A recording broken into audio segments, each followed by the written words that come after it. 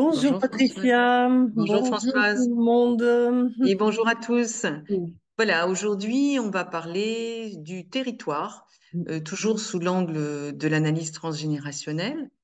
Ce que je voudrais dire, c'est que bon, le territoire, ça commence par le corps physique, le corps psychique également, puisqu'on a des pensées, on a des actions dans le monde, des compétences. C'est là aussi les amis, la famille, et ensuite le territoire géographique. Alors, dans ce lot de territoires, il y en a certains que nous n'avons pas choisis, évidemment. Nous n'avons pas choisi notre apparence physique, notamment notre famille. Mais le territoire, au sens du choix de l'habitat, il est normalement relativement libre. Alors, dès lors qu'on aborde l'analyse transgénérationnelle, cette notion de liberté, elle est toujours relative puisque nous savons très bien que nos ancêtres nous ont donné un héritage qui est à la fois matériel, mais également psychique, un certain nombre d'expériences qui ont été vécues précédemment et qui nous donnent une sorte d'imprégnation. Alors, si nous avons eu des lignées familiales plutôt enracinées dans un village, dans un lieu pendant des siècles, c'est différent de traditions d'expatriation qui ont pu exister également dans notre arbre ou d'immigration. Donc l'expatriation, rappelons-le, c'est quand même censé être une expérience plutôt provisoire où donc on va revenir à la mère patrie à un moment donné, normalement enrichie d'expériences. C'est pas tout à fait la même chose que l'immigration qui est souvent subie pour des raisons économiques, des raisons politiques, et qui fait qu'il va falloir s'intégrer à un nouveau pays en exil parfois, parfois avec la barrière de la langue, donc ça peut créer trauma. Alors, je voulais savoir, Françoise, dans ta clinique, est-ce que tu ressens souvent le fait que tes consultants aient mal à leur territoire, que ça leur pose problème ou ils se sentent pas totalement libres? Ouais, effectivement, je trouve que la question du territoire, c'est-à-dire de l'espace, elle est rarement posée en transgénérationnel où on se préoccupe plutôt du temps, de l'histoire, mais l'endroit d'où on vient, c'est quand même quelque chose dont on parle sans arrêt, quoi. Quand on rencontre quelqu'un, on lui demande tu es d'où, et même si les gens sont en ville depuis très longtemps, en général, ils vont vous dire ah, je suis pas d'ici, mais d'ailleurs. Voilà, c'est quelque chose, je vois pas comment ça pourrait être neutre. Et il se trouve que je reçois beaucoup de gens issus de l'immigration, sans doute parce que moi-même j'ai ça dans mon histoire. Et qu'effectivement, je dirais que l'immigration, quand on quitte le pays ou l'immigration, en fait, c'est toujours un trauma. Ça l'est moins quand on vient pour faire des études et qu'on choisit d'y rester. Ça l'est évidemment bien davantage quand on fuit un pays en guerre et qu'on perd tout. Mais dans l'un comme dans l'autre, il faut apprendre les codes d'une langue, des repères dans un pays où on va être minoritaire, quoi. Alors, j'ai beaucoup lu de ce qui pouvait s'écrire dans l'ethnopsychiatrie pour les confronter avec le transgénérationnel. Et finalement, bah, j'ai trouvé à peu près la même chose. C'est qu'il y avait un trauma qui était sur 4 générations. La première génération, celle qui émigre, elle vit le traumatisme, mais elle l'encaisse, elle dit rien, donc ça passe. La deuxième génération, elle consolide la position, mais elle a un plafond de verre. Elle continue à avoir les prénoms du pays d'origine, elle continue à manger la cuisine du pays d'origine, les fêtes du pays. Il y a une communauté qui reste assez forte quand même. Et la troisième génération, elle commence à avoir le droit d'avoir un autre prénom et d'épouser quelqu'un qui n'est pas en relation avec le pays d'origine, voire qui est vraiment du pays d'accueil. Et la cuisine, c'est pour les jours de fête. Et la quatrième génération, c'est là qu'arrive le trauma. Et voilà, donc moi je reçois des gens beaucoup qui ont à faire, à vivre avec leurs deux cultures et qui se demandent comment faire, même si c'est pas ça se fonctionne pas comme ça fonctionne pas comme ça. Je le repère souvent dans les problèmes de vessie, quand il y a des cancers de la vessie dans la famille, voilà, quand il y a des choses comme ça. Je le repère aussi, des fois, ça peut être des cas d'infertilité où les femmes peuvent pas, ont du mal à accoucher sans se relier aux femmes de leur lignée. Et voilà, en constellation, ça se voit aussi beaucoup, les difficultés à choisir entre les deux pays. Est-ce que tu penses que, comme moi, que l'analyse transgénérationnelle va permettre, en remettant des mots MOTS surtout, sur cet exil, en fait, cet espace de silence qui a remplacé la culture d'origine, est-ce que tu penses que donc l'analyse transgénérationnelle va aider à- alors peut-être à renouer avec les origines, à réconcilier, à réparer, Ben, fondamentalement, le travail sur l'arbre, c'est un travail sur l'appartenance. Et l'appartenance, c'est vraiment quelque chose dont on a un besoin vital. Dans les sociétés traditionnelles, il y avait quelque chose de pire que la mort, c'était de bannir quelqu'un. Donc, voilà, pour moi, c'est quelque chose qui reste d'actualité dans notre tréfonds. Et donc, se relier à son arbre, dans nos sociétés où tout le monde a été dispersé, les familles dispersées, les histoires perdues.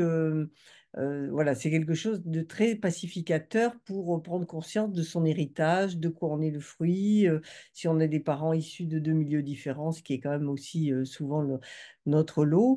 Donc, pour moi, la question du territoire, c'est quand même en grande partie la question du changement de culture, mais je me demande dans quelle mesure tout ce qui est géobiologie, énergie d'un lieu, pourrait pas jouer là aussi, quoi, sur la nostalgie ou sur la vibration qu'on a avec un lieu et pas avec un autre. En astrologie, c'est aussi une forme d'astrologie où on a des résonances avec les lieux. C'est bon, c'est des pistes qui sont pas encore explorées, mais voilà, je pense que pour moi, la notion du territoire, c'est quelque chose de très important.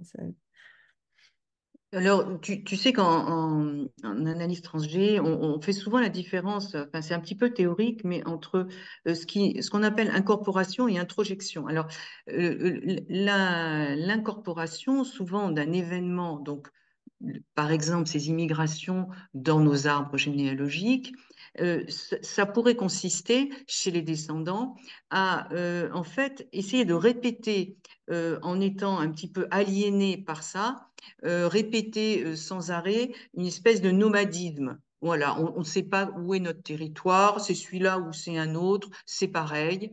Et finalement, on n'appartient à aucun lieu et aucun lieu ne nous appartient.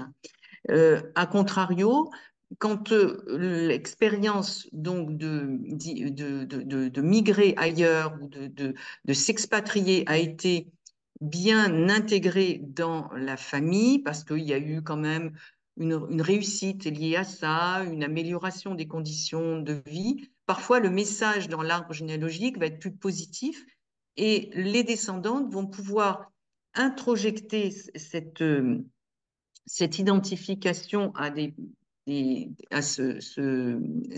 expériences et vont pouvoir les faire siennes et finalement réinventer et prolonger à leur façon ce qui a été vécu par les ancêtres. Du coup, ça donnera peut-être plus de liberté pour habiter l'endroit qu'on a envie d'habiter avec une certaine fluidité. Est-ce que tu vois un petit peu cette différence chez tes consultants, consultantes, entre ceux qui sont un peu aliénés par rapport à cette histoire de territoire et ceux qui sont un peu plus libres parce que ben, leur arbre, il y a un peu plus d'oxygène dans l'arbre.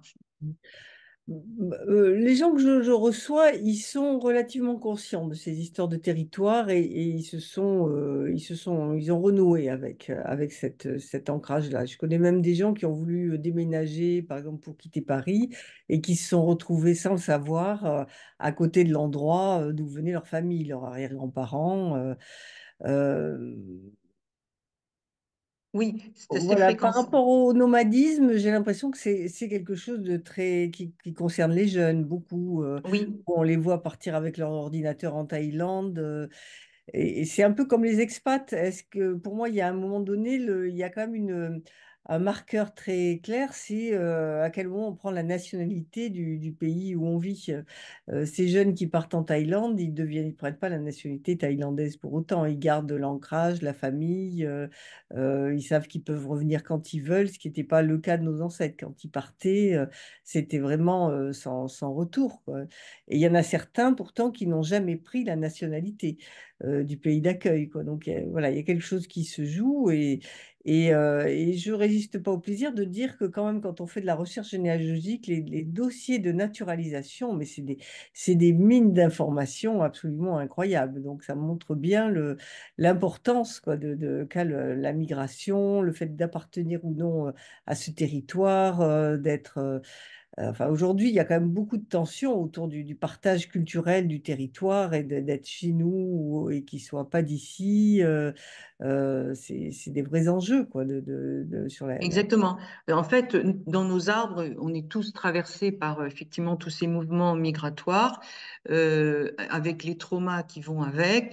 Si on arrive à réparer un petit peu, disons, retourner à certaines sources traumatiques pour pouvoir donner un tout petit peu plus de fluidité, je pense qu'on a beaucoup plus de ressources que nos ascendants.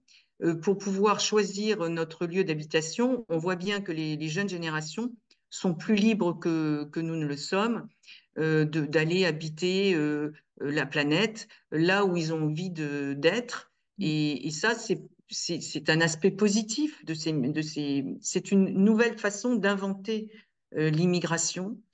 C'est d'appartenir un peu, enfin, que le monde nous appartienne et d'être relativement libéré de ces ancrages trop enfermants du passé. Oui, on Donc, verra ce que ça écoute, donne dans la durée. Tu vois, là, tous ces jeunes qui partent, c'est peut-être une oui, réaction à une société française trop structurée. Mais c'est vrai que oui, aussi. je pense plus, tu vois, à des expats que je peux connaître qui sont partis à l'autre bout du monde dans des bonnes conditions et qui, a priori, pour quelques années, le temps d'amasser pas mal d'argent, de faire une expérience professionnelle intéressante, sauf que 30 ans après, ils sont toujours là. Donc, qui sont ces gens qui sont coincés comme ça dans un entre-deux? Et tu vois, bon, c'est Exactement. une Et thématique de l'arbre. comme d'habitude, l'analyse transgénérationnelle interroge à la fois, bon, comme tu disais, le temps, mais également l'espace, les deux étant souvent liés. Et donc, c'est un outil qui est totalement actuel et qui peut nous être utile dans nos vies d'aujourd'hui avec toutes les composantes et les enjeux justement de déplacement et de territoire qui sont les nôtres aujourd'hui. Voilà, bah, écoute, merci beaucoup Françoise. Et puis, Merci à toi, Patricia. n'hésitez pas à mettre un pouce bleu si vous avez été intéressé par notre échange. Et puis donc, nous vous disons à très bientôt. À bientôt. Puis vous avez À les bientôt. adresses de nos sites en dessous si vous voulez nous poser des questions ou proposer des thèmes. À bientôt.